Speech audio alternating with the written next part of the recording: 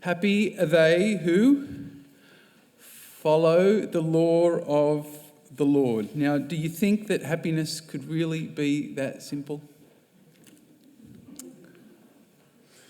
Today, I want to talk about this link between God's law and happiness. And the first thing I want to suggest is that not all happiness is equal. You probably already know that, right? I've been reflecting on my own experience of happiness lately, and the image that came to me was of a mountaintop and a valley. For me, this image captures the two different degrees or qualities of happiness that I notice in my own life. The first and the easiest to identify is mountaintop happiness. I'm sure we're all familiar with this kind of happy, right? It's the happiness that comes from certain experiences. Maybe it's literally being on the top of a mountain, which I love to do. That makes me happy, especially when the mountain has white, fluffy snow on it, right?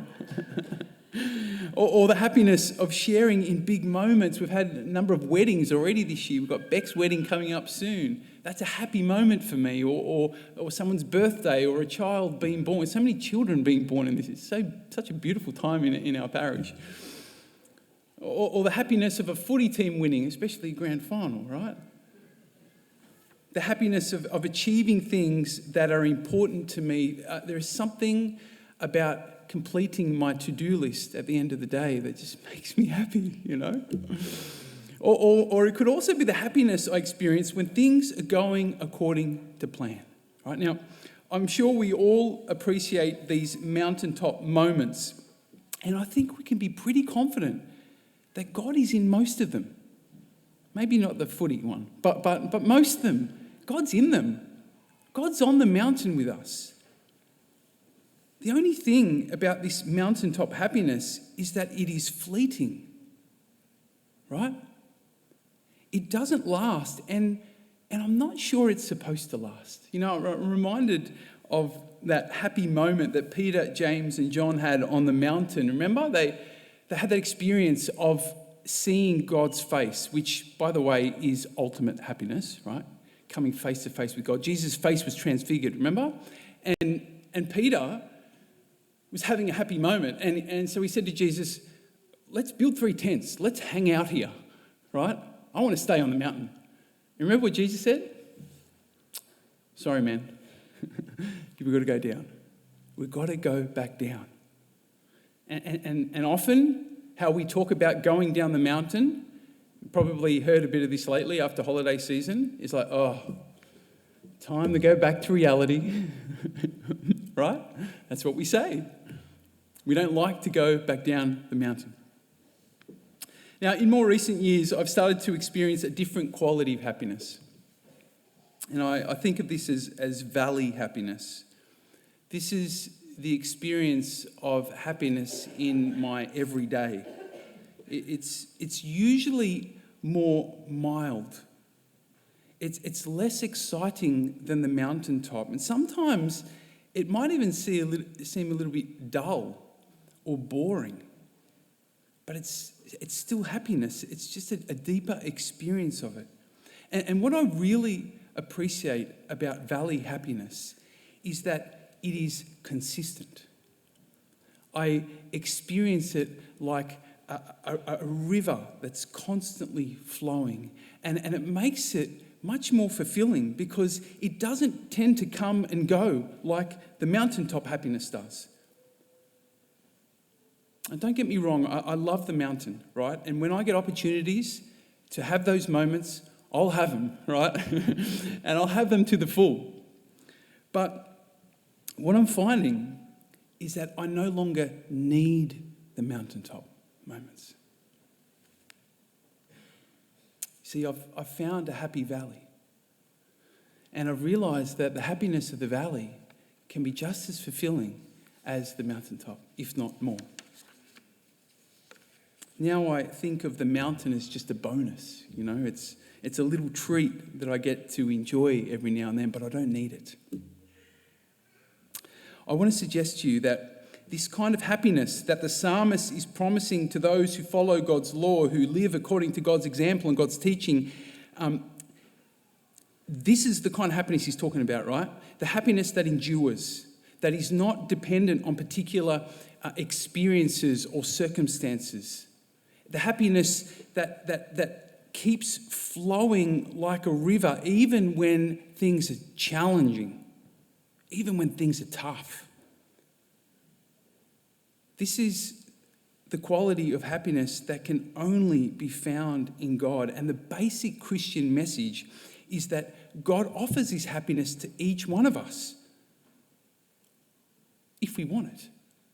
We can all have the most wonderful mountaintop moments and then go back to reality and still be happy and still be fulfilled. That is possible in God's vision, in God's design. One of the keys to finding this enduring happiness, says the psalmist today, is to follow the law of the Lord, to do his will. Now, how is it that God's law leads to happiness? How does that work? Jesus puts it perhaps most simply for us. He says, if you keep my commandments, you will remain in my love, just as I have kept my Father's commandments and remain in his love. What Jesus is saying is that when we live according to God's design, we deepen in union with God, and that union is our happiness. Makes me think of my many failed attempts assembling furniture. Sometimes I can get a little bit casual with reading those very confusing instructions, right? And so I try and work it out myself. I do it my own way. I think, oh, come on, you don't need all those steps, surely. It's a shortcut here. But inevitably, when I take that approach, what I find is that I'm left with a few spare screws. And I thought, well, what are these? Or the leg's a bit wobbly, right? The furniture doesn't stand quite straight, and so I have to undo it and redo it. No one knows how to assemble the furniture like the designer. True? And of course, the same is true for us. Only God knows what is best for us. So when we humble ourselves and when we submit to God's law, to God's instructions for our lives, even when we don't fully understand them, that's when we are closest to our Creator. We heard it in our opening prayer today. That is when we become a dwelling place that can best receive and hold God's love and grace, which then deepens our union with him, right? When we live according to how God's calling us to live, we sort of create a vessel. We say yes to all the love and grace God wants to give us. And it's that love and grace that takes us deeper in union with him, right? Takes us deeper into that happy place.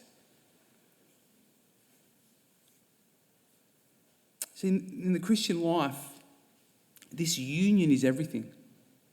It's everything.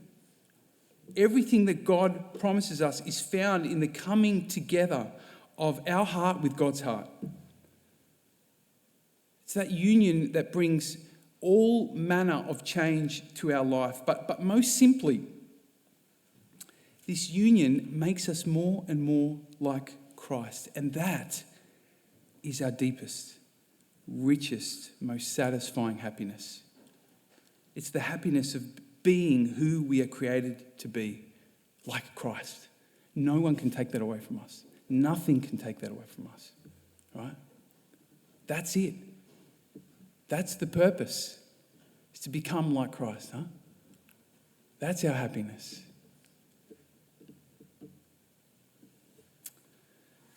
The happy valley comes from living according to God's design. That is how we deepen in union with God and ultimately become like him. And no one is happy like God is happy, right? Now, if that is true, then it raises a very important question for us. How familiar are you with God's law? If following God's law is the road to happiness, how familiar are you with God's law? with God's standard for living. I want to suggest to you it's much more than just following the Ten Commandments. God has a particular vision for how you live your life, for how you spend your money, how you use your time, how you use your gifts, how you express your sexuality, how you speak about others, how you respond to injustice. God has a plan. God has a vision. God has given us principles for how to judge between what is right and what is wrong, what will lead us to life and what will lead us ultimately to death. But how familiar are you with these principles? We can spend hours, can't we, reading or watching YouTube clips on all kinds of topics and interests. But when did you last invest time to better understand how God is inviting you to live? In the bulletin today, please don't have a look now. We've given 3 suggestions. There's just 3, there's many, but 3 ways that you can sort of grow in your understanding of what are the instructions that God has given us so that we can fully flourish in life. This year, we'll probably offer a course that's really focusing on that area as well. But I want to finish here with the gospel today. Jesus says, if your virtue goes no deeper than the scribes and the Pharisees, the religious leaders, you will never enter the kingdom of heaven. Now, these particular religious gurus Jesus was talking about, they were meticulous. They knew the law and they followed it perfectly. But the problem is that they were doing it just out of duty because they had to, right? Jesus' point is don't follow God's law just to tick some boxes, right? But do it out of love and desire for God. He's saying don't just know the law and don't just live it, but love it. Try to embrace it from your heart, even when you don't fully understand it, even when it's hard. Try and love it. Then the law will have its desired effect, which is to shape you to become more like your Maker, the source of all happiness.